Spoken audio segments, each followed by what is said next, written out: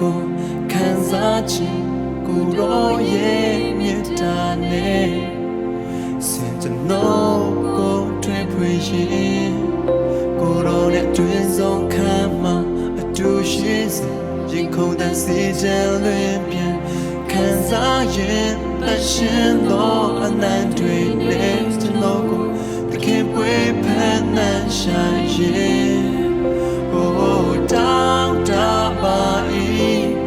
ရင်ခုန်တဲ့လုံးသားချင်းထက်တူငီ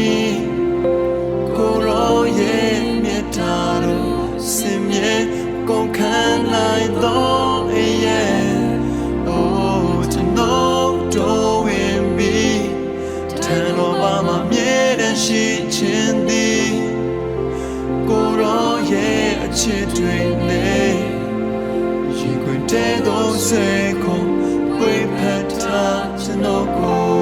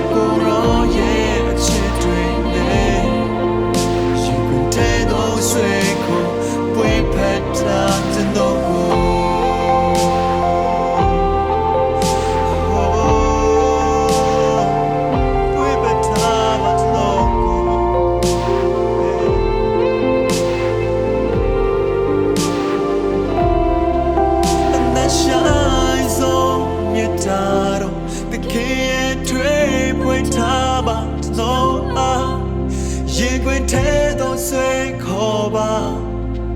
ကိုရောနဲ့သာစင်အမြဲတမ်းအနက်ရှို